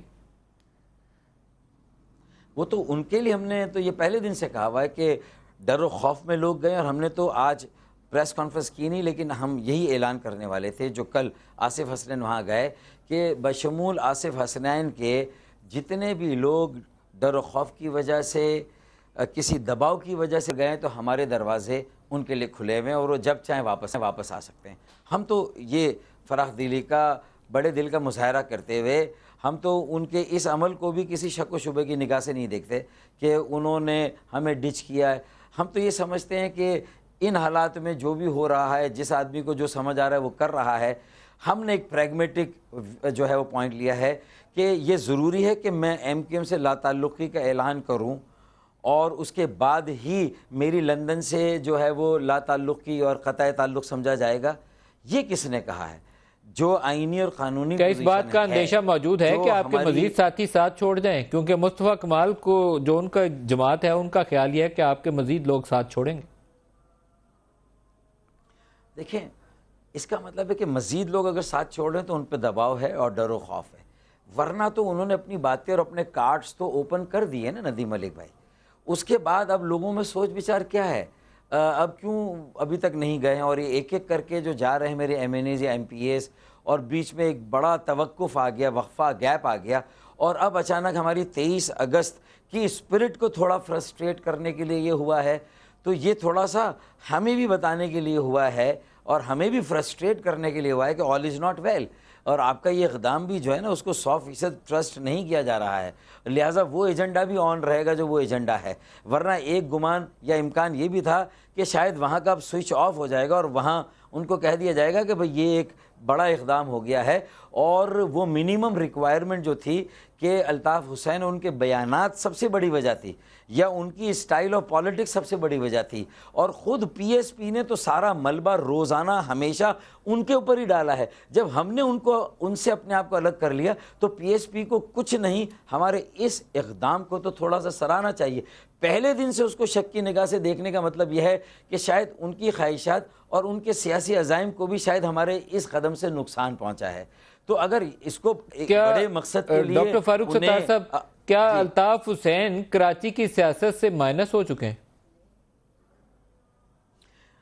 मैंने जब ये आपसे कहा हमने ये फैसला किया है तो अपनी दानिश में हमेशा के लिए फैसला किया है, जो हमारी पॉलिसी जो हमारा कहना है, क्योंकि ये जो सूरत हाल है ये काबिले इस्लाह नहीं है, ये बयान देना और वापस लेना। जब हम इतना क्लियर है और हम कह रहे हैं कि हमने तो ये स्टेप कर लिया, अब जब स्टेप कर लिया और ले तो लिया, क्या ये जुमला मेरे साथ तो मतलब आप भी दोहरा सकते हैं? शायद आपके बहुत से जो आपके ऊपर तनकीद करने वाले लोग हैं उनको शुबा पैदा होता है, मैं उनमें शामिल नहीं हूं, लेकिन आपके ऊपर तनकीद करने वालों को शुबा पैदा होता है कि आप अल्ताफ हुसैन को अभी भी बानी कह देते हैं, अभी भी कायद कह देते हैं। एक तो आपकी 30-35 साल का एक ताल्लुक है, उसमें कोई ऐसी शायद बाज़ औक़ात बंदा उस चीज़ को दूरी पैदा करते हुए भी टाइम लगता है, लेकिन वाज़े तरीके से आप ही कहते हैं कि हमने अल्ताफ हुसैन को कराची की सियासत से माइनस कर दिया, तो शायद बहुत कुछ लोगों को यकीन आ जाए। दोहराना चाहेंगे ये जुमला? देखें, सिर्फ कराची की सियासत नहीं, हमारे बस में जो हमारी अमलदारी है, मैंने तो आपसे ये कहा है कि हमने उनको अपने फ़ैसलों से, अपनी पॉलिसी से, अपने मामलात से, आप सिर्फ सियासत से कह रहे हैं, हमने उससे अलग कर दिया, हम उनसे अलग हो गए इन सारे मामलात में। तो अब मुझे आप एक जुमले से अगर मेरी सिंसियरिटी को देखना चाह रहे हैं, मैंने तो उस दिन परसों प्रेस कॉन्फ्रेंस में कहा कि हर एंकर, हर शख्स अपनी मर्ज़ी के जुमले पर मुतमईन क्यों हो रहा है। जब हमने कह दिया कि क़तई ताल्लुक़ कर लिया, क़तई ताल्लुक़ मुकम्मल क़तई ताल्लुक़ है, क़तई ताल्लुक़ कर लिया, तो मेरे ख़्याल में उसको आप जिस जाविये से और एंगल से देखेंगे, आप उसकी जो इंटरप्रिटेशन कराना चाहे कर लें, फ़ैसलों से, पॉलिसी से, मामलात से, तो वो सियासी फ़ैसले ही तो हैं। मेरे घर के फ़ैसलों से तो मैंने नहीं कहा, या मेरा कोई ज़ाती मामला है, ये तो इज्तिमाई मामला है। जब मैं ये कह रहा हूँ तो जो आप कह रहे हैं क्या मैं वही बात नहीं कह रहा हूँ? मैं तो ज़्यादा तफसील से, फसाहत से, वजाहत से ये वाली बात कर रहा हूँ जो आप कह रहे हैं। डॉक्टर फारूक सत्तार साहब, वैसे तो मैं इस पोजीशन में नहीं हूँ और ना किसी को और को भी होना चाहिए कि एक दूसरे को हुब्बुल वतनी के सर्टिफिकेट्स या गद्दारी के सर्टिफिकेट्स बांटे, ये काम नहीं है। हम सारे पाकिस्तानी हैं, लेकिन 22 अगस्त को जो कुछ हुआ, तो 22 अगस्त की बाद से लोगों के दिलों में बात सवालात उठते हैं, हमें मजबूर करते हैं कि हम वो सवालात दोहराएं और आपसे उसका जवाब मांगें। क्या पार्टी आइन तब्दील करने के लिए इलेक्शन कमीशन से रजू करेंगे? नदीम भाई, मैंने सारे एंकर्स को ये कहा है कि उन्होंने ये सवाल पूछने से पहले क्या इलेक्शन कमीशन ऑफ पाकिस्तान की वेबसाइट को देखा है, और उस वेबसाइट पे सारी पार्टीज़ के आइन मौजूद हैं और उसमें MQM का भी आइन मौजूद है। अगर काश सब पढ़ लेते तो हम आज सिर्फ ये बात कर रहे थे कि मेरी अपनी इंटरप्रिटेशन ये है कि शायद आइन को चेंज करने की ज़रूरत नहीं है, लेकिन मेरे आइनी कानूनी माहिरीन को मैंने वो आइन कल भेजा है और मेरे पास है वो आइन। लोगों ने ये खबरें भी उड़ाई हैं कि मेरे पास वो आई नहीं। मैं आपको बताऊं कि जो दस्तावेज़ आपको 90 के रिकॉर्ड में और आर्काइव्स में नहीं मिलेगी, इंशाअल्लाह वो मेरे रिकॉर्ड और आर्काइव्स में मिल जाएगी। मेरे पास एमक्यूएम और पीपल्स पार्टी का वो पहला एग्रीमेंट जो बेनज़ीर भुट्टो और तहरीक बानी के दरमियान हुआ था, मेरे पास उसकी कॉपी भी है। मेरे पास वो सारे जो मज़ाकरात के अमल हुए हुकूमतों में जाने के या किसी मज़ाकरात के, उसका सारा रिकॉर्ड मेरे पास अल्लाह के फजल व करम से मौजूद है, और एक कॉपी मैं 90 पर भी देता रहा हूँ। तो ये किसने खबर उड़ा दी कि मेरे पास आइन नहीं है? बिल्कुल है। और वो आइन क्या कहता है? वो आइन क्या कहता है कि डॉक्टर फारूक सत्तार जो हैं एमक्यूएम पाकिस्तान के सदर या चेयरमैन बन सकते? अभी आप डिप्टी कन्वीनर हैं, उसमें बात आगे चलानी है। देखें जी, हाँ जो डिप्टी कन्वीनर हूँ, राब्ता कमेटी की अक्सरियती राय से इलेक्शन कमीशन ऑफ पाकिस्तान में मैं पार्टी लीडर हूँ और मेरे नाम से पार्टी रजिस्टर्ड है। पाकिस्तान के आइन और कानून की ज़रूरत भी पूरी हो गई और एमक्यूएम के आइन और जो ज़ाब्ते उसकी ज़रूरत भी पूरी हो गई। तो किसी लिहाज से हमारी जो एमक्यूएम के अंदर जो पोजीशन है वो पाकिस्तान के आइन और एमक्यूएम के आइन से मुतसादिम नहीं है। हाँ, ये ज़रूर है कि कोई भी बड़ा फ़ैसला हो उसकी रेटिफिकेशन कराए, तौसीक भी नहीं। तौसीक होती है कन्फर्मेशन, कि आप फैसला करें, तौसीक कराएं, फिर अमल दरामद करें। तो वो जो पहली प्रेस कॉन्फ्रेंस में जो ये थोड़ा सा पसो पेश किया था मैंने और आपके इंटरव्यू में भी कि मैं आइन को देख लूँगा कि तौसीक, लेकिन तौसीक की भी ज़रूरत नहीं है। अच्छा, अब हमने रेटिफिकेशन से भी हम आज़ाद हो गए, यानी हमारे फ़ैसले इतने आज़ादाना हैं, इतने खुद मुख्तार हैं लंदन के हवाले से भी और यहाँ इदारों के हवाले से भी, कि मेरे ख़्याल में एक इंडिजिनस एक तब्दीली कहें, एक इंडिजिनस एक सूरत हाल पैदा हुई जो ख़ुदकार है, जो कि अज़ खुद की गई है। तो मेरे ख्याल में इसके बाद अब किसी को नहीं करना चाहिए। तो अगर उस शेक को चेंज करना हुआ रेटिफिकेशन के लफ्ज़ को, तो मैं समझता हूँ कि आईनी कानूनी माहिरीन ने कहा कि इसको कर दें, तो इंशाल्लाह एक दिन आपके सामने एक प्रेस कॉन्फ्रेंस करेंगे और कॉन्स्टिट्यूशन को लेकर बैठे हुए होंगे। क्या ये इरादा है आपका कि वो रेटिफिकेशन वाली क्लॉज जो है उसको निकाल दिया जाए? मेरे आईनी माहिरीन कहेंगे तो बिल्कुल इरादा है। उन्होंने कहा कि ये करना क्या तजवीज़ किया, और आपसे सुनना चाहूँगा। नहीं, अभी तो वो उसको देख रहे हैं और मैंने कल ही उनको भिजवाया है। कल ही मैंने उसकी कॉपी खुद निकाली, मेरे घर पे जो थी, मेरे पास थी। क्या डॉक्टर फारूक सत्तार, अब आप पार्टी के सरबराह हैं, क्या इंट्रा पार्टी पोल्स करवाना चाहेंगे जिसमें सदर, नायब सदर, जनरल सेक्रेटरी ये सारे लोग मुंतखब होकर आ सकें और पाकिस्तान में एमक्यूएम पाकिस्तान के फैसले कर सके? नदी भाई, इतनी जल्दी इतनी सारी बातों और इस तरह की जो तंजीमी ढांचे की कोई तब्दीली है या उसमें कोई बुनियादी तब्दीली है, इसका बोझ मुझ पर मत डालें अभी, क्योंकि हमारे जो आखिरी इलेक्शन हुए हैं पार्टी के वो अप्रैल या मई 2016 में हुए, उससे पहले 2012 में हुए थे।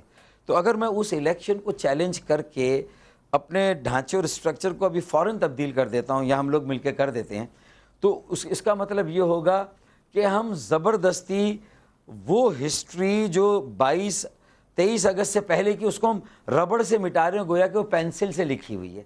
कोई चीज़ भी पेंसिल से लिखी हुई नहीं। लेकिन डॉक्टर साहब, ये आपका प्रोविजनल कॉन्स्टिट्यूशन है जिसके तहत आप लोग डिप्टी कन्वीनर और कन्वीनर है, ये तो प्रोविजनल कॉन्स्टिट्यूशन है ना, 92 से ऑनवर्ड ये जो लागू हुआ। नहीं, ये बिल्कुल देखें, ये 92 की सिचुएशन के बाद से हमारा तंजीमी स्ट्रक्चर ही इस बुनियाद पे चल रहा है और इलेक्शन से चल रहा है। ऐसा नहीं है कि जो है वो आप आज राब्ता कमेटी को फारिग कर दें फिर शाम को दूसरी राब्ता, ऐसा अगर हुआ भी है तो फिर वर्कर्स की जनरल असेंबली ने उसको मंजूर किया है और वो एक एहतराम का एक रिश्ता है और एक आपकी ओबीडियंस है जिसके तहत ऐसा हुआ। लेकिन परसेप्शन ये बना था कि सवाबदीदी इख्तियार है, जब चाहें आप जो कर ले। मैं ये भी चीज़ें जब इंटरव्यू में पूछी जा रही तो बता रहा हूँ, लोगों के उस परसेप्शन को भी मैं और आप मिलकर ठीक करेंगे ना कि भाई ये एक डॉक्टर साहब, लेकिन ये नॉमिनेटेड पोजीशन है और ऐसे ही बदली होती रही कि 5 बजे एक, 6 बजे एक, 7 बजे एक, ऐसे ही नॉमिनेटेड पोजीशन तो ऐसे ही बदली उन्होंने। लेकिन उसको फिर रेटिफाई भी करा दिया गया ना जनरल असेंबली से। देखें, सही हुआ गलत हुआ ये एक अलग कॉन्टेक्स्ट है। आज आप मुझसे पूछते हैं, कल तक मैं उसको दिफा करता था, लेकिन उस वक्त भी अंदर हमने ऐसी बहुत सारी बातों पर इख्तिलाफ किया और हम कहते थे कि ये नहीं होना चाहिए, गलत है, इसे मजमूई तौर पर पार्टी की साख को नुकसान पहुंच रहा है, लेकिन कुछ ज़रूरत ऐसी होती थी वो कर दिया जाता था। हम यूनिटी को करने के लिए, हम अपनी ओवरऑल पार्टी के जो शोबों की इंटेग्रिटी है, इंटेग्रेशन है, उसको कायम रखने के लिए उन सारी बातों को जब तक पाकिस्तान के आइन और रियासत पाकिस्तान के नीचे मामलात रहे, हमने उसके साथ गुजारा किया और काम किया, ठीक है ना। लेकिन जब ये मुस्तफा कमाल साहब कहते हैं कि MQM और अल्ताफ हुसैन दोनों चीजें एक ही हैं, अलग-अलग करके आप देख ही नहीं सकते। MQM को बैन करिए, अगस्त 22 वो कहते हैं पाकिस्तान मुखालिफ था। मैं इसीलिए उनको भी उनकी दानिश में ऐसा होगा, मेरी दानिश में ऐसा नहीं है। और अगर मेरी दानिश में भी ऐसा था, जो इक़दाम करके दिखाया है, उस इक़दाम पे ना हमने इतला की, ना हमने मशवरा किया, ना हमने एतमाद में लिया, ना हमने पूछा, ना हमने रेटिफिकेशन के लिए कहा, ना तौसीक के लिए कहा, तो मेरे ख़्याल में उनको अब अपनी सोच को तब्दील करना चाहिए और उन्हें भी हमारे इस अमल को सिर्फ शक व शुबे की निगाह से देखने की बजाय हम पे टेलीस्कोप फिट करके रखें, माइक्रोस्कोप फिट करके रखें, हमारे आइंदा के अमल से हमें परखें और आजमाएं।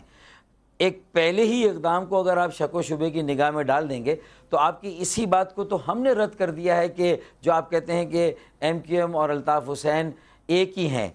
कम से कम हमारे इस इक़दाम से हमने ये साबित कर दिया कि अगर हुसैन भी कोई गलत पॉलिसी इख्तियार करते हैं, कोई गलत बयान देते हैं, गलत फ़ैसला करते हैं, तो हमने सिर्फ उस हद तक उनको डिनाउंस नहीं किया, बल्कि आइंदा भी ये कह दिया कि हम अपने फ़ैसले यहाँ करेंगे, ना वहाँ फ़ैसले भेजेंगे, ना मशवरा करेंगे, हम यहाँ से पार्टी चलाएंगे, हम हर तरह से आज़ाद और ख़ुद मुख्तार हैं और हम अपनी उस आज़ादी और ख़ुद मुख्तारी को साबित भी करेंगे। अब अगर आप फिर भी डॉक्टर साहब, एक आपकी प्रेस कॉन्फ्रेंस के बाद बहुत जुमला चला आपका, सब टीवी चैनल ने उसको फ्लैश किया। आज ऑन एयर दोबारा अगर आपसे सवाल मैं पूछ ही लूँ, अल्ताफ हुसैन आज आपके कायद हैं या नहीं हैं? देखिए, आप फिर वो वाली बात कर रहे हैं। कायद वो होता है जो फैसले करता है, जो लीड करता है। हमने यहाँ पर ये जो फैसला साजी जो है वो हमने अपने हाथ में ले ली है। मैं अपने आप को लीडर, हम में ये जरासिम नहीं है कि मैं कहूँ कि मैं लीडर हूँ, मैं कायद हूँ। तो हमने ये क़यादत का झगड़ा ही ख़त्म कर दिया है कि कायद कौन है। जो फैसले करेगा वही लीड करेगा, वही कायद होगा, और फैसले हम कर रहे हैं। तो अब मुझे बताइए कि आप अपने अल्फाज में ये बात सुनना चाहते हैं या मेरे लफ्ज़ों में ये बात सुनना चाहते हैं? तो फैसले हम कर रहे हैं। मैं मेरे दिल की बात पूछें तो फैसले हम कर रहे हैं। मैं तो वैसे अपने दिल की बात बताऊं तो मैं अपने लफ्ज़ों में जवाब सुनना चाहूँगा कि आप अल्ताफ हुसैन को आज भी कायद जानते हैं या नहीं जानते? देखें, मैंने ये कहा कि हिस्ट्री है और बानी है वो, ठीक है। क्या किसी भी जमात के बानी को आप अपनी हिस्ट्री से निकाल देंगे? बानी अव्वलीन कायद, उसके बाद क़यादत का हमने झगड़ा ही ख़त्म कर दिया। और अगर आप ये कह रहे हैं तो कॉन्स्टिट्यूशन की तरमीम में हम इस बात का भी जायज़ा ले लेंगे कि ये कॉन्सेप्ट ही ख़त्म हो जाए कि हम क़यादत का कोई झगड़ा रखें। जो बानी था वही कायद था, और उसके बाद मैं सरबराह हूँ MQM पाकिस्तान का, और हम फैसले कर रहे हैं और हम चला रहे हैं।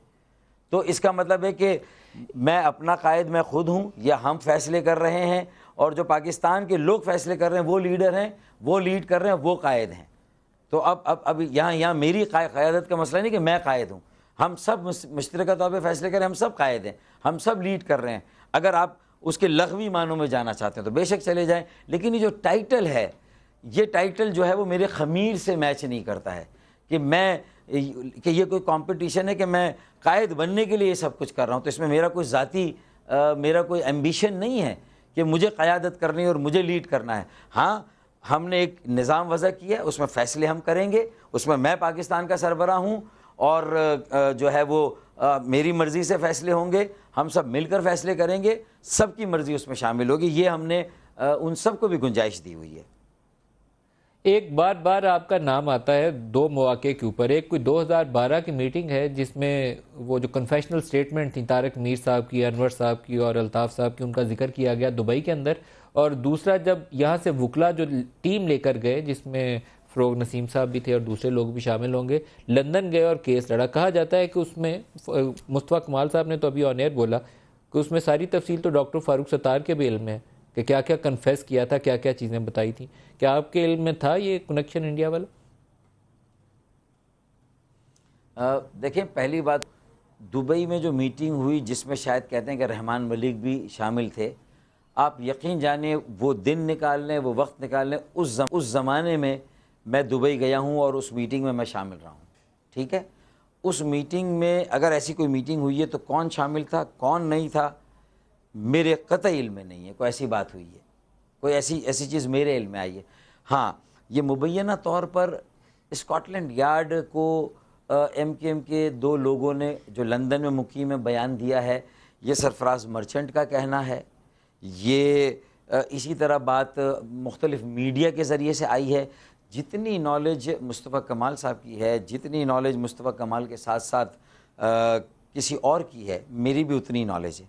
यही वजह है कि इस बात को लेकर मैं MKM की इंटेग्रिटी पर या शक करूं और कह दूं कि हाँ कोई भारत की फंडिंग या कनेक्शन है, तो मसला ये है कि मैं भी साबित नहीं कर सकता। और मुस्तफ़ा कमाल ने जितना बड़ा दावा किया और भी अनीस एडवोकेट ने किया, जिन्होंने भी किया, तो FIA वाले तो वहाँ गए थे ना मेरे भाई, तो क्या सबूत उन्होंने फराम किए जिसके और सरफराज मर्चेंट ने भी तो आके कहा है।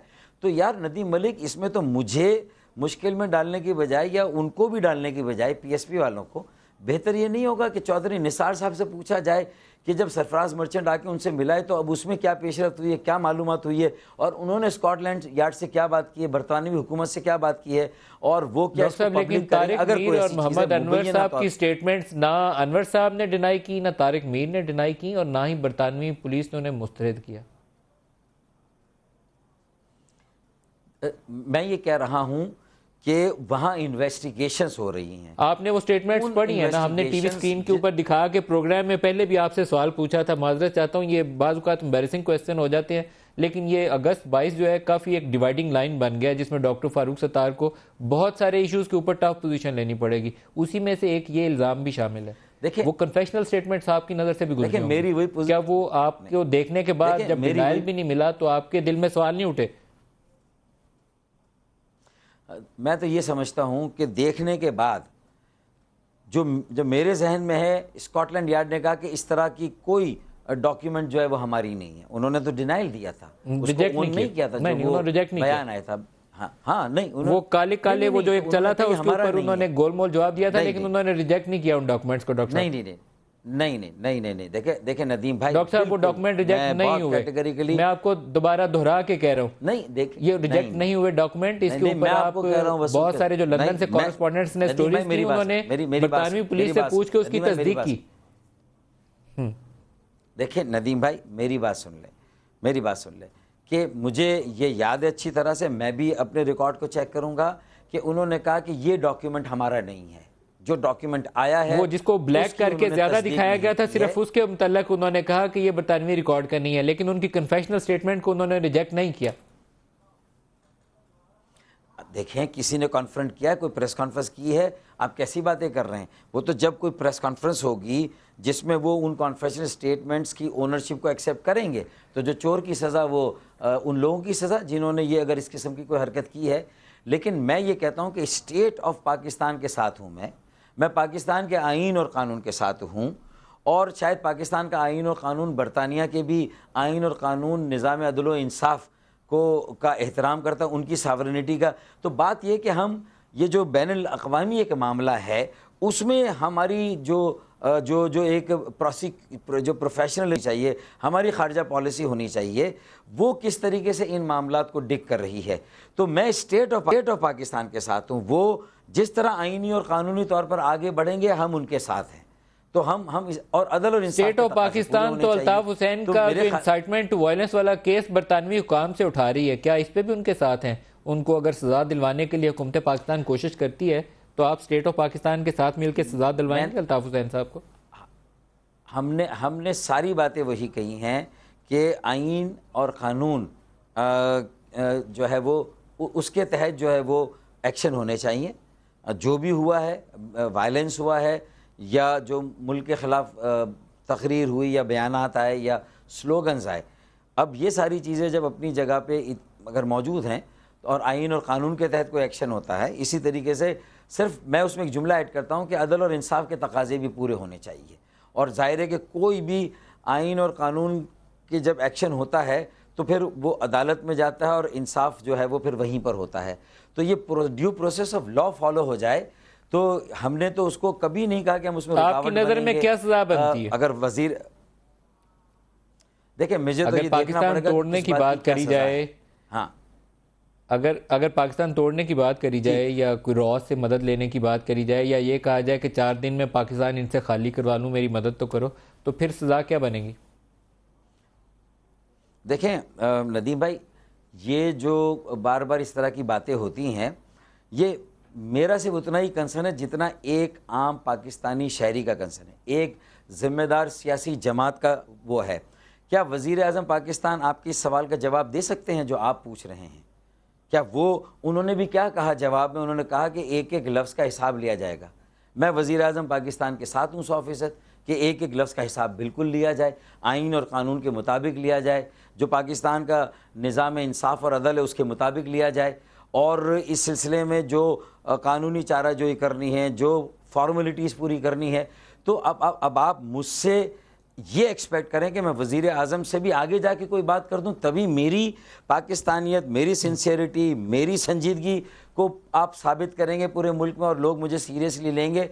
तो मेरे ख्याल में मैं भी उतनी ही बात कर सकता हूं जितना वज़ीर आज़म पाकिस्तान ने बात की, मैं भी उससे आगे जाके बात नहीं कर सकता। डॉक्टर फारूक सत्तार क्या चाहेंगे वफाक से या इदारों से ऐसी मदद कि MQM इस वक्त मेन स्ट्रीम पार्टी है, वो मेन स्ट्रीम उसकी पॉलिटिक्स जो है कराची में वो ख़राब ना हो? डॉक्टर फारूक सत्तार के हाथ मजबूत करने हो तो वफाक को और अदारों को आपके साथ क्या करना चाहिए? कैसे ताउन करें? आपका हाथ कैसे बिठाएं? मैं ये समझता हूँ कि बहुत आसान काम है, क्योंकि तासुर ये बना हुआ था कि ये जो कुछ हो रहा है यहाँ पर, उसकी एक बड़ी वजह जो लंदन में मुकीम है MQM के बानी, उनके बयानात हैं, या उनकी जो सियासत है उसमें जो बहुत सारी कंट्रोवर्सीज़ हैं, उस हवाले से बहुत सारे सवालात हैं। तो हम ये समझते हैं कि जब हमने अपने आप को अलग कर लिया है, हम इंडिपेंडेंटली ऑटोनॉमसली हम काम कर रहे हैं, तो अब एक हमने मौका फराहम सबके लिए किया है।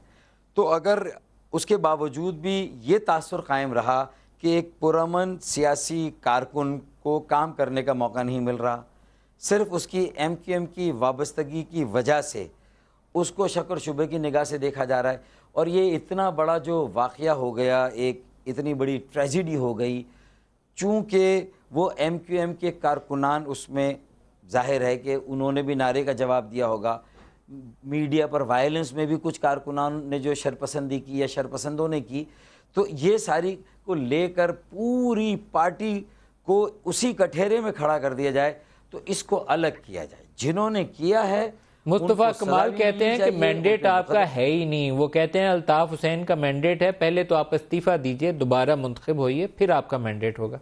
इसका क्या जवाब देते हैं? मैं सिर्फ यही कहूँगा कि वो परेशान ना हो, 2018 तक फिर वो इंतज़ार कर लें, क्योंकि उन्होंने भी एक चैनल पे इंटरव्यू देते वक्त इसी तरह की एक बात कही थी कि परेशान ना हो। तो मैं उनको भी ये कहता हूँ कि परेशान ना हो। और ये बात किसने कही है? PSP ने। ये बात किसने कही है? PTI ने। इसके अलावा तो पाकिस्तान की किसी पार्टी ने इस तरह की बात नहीं की, इसलिए कि वो मैच्योर पॉलिटिकल पार्टियाँ हैं, उनका बरह रास्त कराची में स्टेक नहीं है। मैं समझता हूँ कि जब ऐसी सिचुएशन आती है तो PTI की भी राल टपकेगी कि भाई कराची में वो चांस लेना चाहते हैं, और कराची में फिर PSP वाले भी चांस लेना चाहते हैं, तो वो चाहेंगे कि किसी तरह वो चांस उन्हें जितना जल्दी मिल जाए उतना अच्छा है। इस वक्त थोड़ी MQM गिरी हुई गाय की तरह है, हर आदमी उसके ऊपर छुरी चला रहा है, तो ये बेहतरीन मौका है इस कमज़ोरी से फ़ायदा उठाकर ये नुक्ता मैच्योर पार्टी ने देखें। MQM के मंशूर पर, उसके नज़्बुलैन पर, पाकिस्तान मुखालिफ नारों पर हमने इलेक्शन नहीं जीता, हमने पाकिस्तान के जो है वो वतन परस्ती पर या पाकिस्तान परस्ती पर हमने जो है वो इलेक्शन जीता है। तो अगर MQM के बानी ने जो है पाकिस्तान मुखालिफ नारे लगवाए हैं, तो फिर हम उनसे अलग हो गए और हमने फ़ैसले अलग कर लिए। तो हम MQM के मंशूर पर खड़े हैं, हम एमक्यूएम के नस्बुल ऐन पर खड़े। तो इसका मतलब ये है डॉक्टर फारूक सत्तार साहब, इस मैंडेट हमारी दुआएं आपके साथ हैं। आप रिफॉर्म करिए जमात के अंदर, ये जमात मेन स्ट्रीम रखिए, कराची के लोगों की खिदमत करिए और जो कोताहियाँ जो गलतियाँ हुई हैं उनका अजाला करने के लिए जो कुछ भी हो सकता है करिए, और बाकियों को आपको टाइम देना चाहिए। मेरे ख्याल में इसके ऊपर मैं आपका साथ दूंगा कि टाइम देना चाहिए। इतना टेस्टिंग वो क्वेश्चन जो हम कर रहे हैं मजबूरी है, लेकिन ये आपको फेस करने पड़ेंगे और इससे निकालना पड़ेगा जमात को। क्लोजिंग रिमार्क्स 1 सेंटेंस में। आप मुझे शाबाश देने वाले थे, मुझे शाबाश दे दें। आखिरी में मैं आपसे ये कहूँगा शाबाशी आपके लिए जी, best of luck. Doctor Farooq Sattar sahab बहुत शुक्रिया, आप हतरे। आज के लिए इतना ही, इजाज़त दीजिए, खुदा हाफिज़।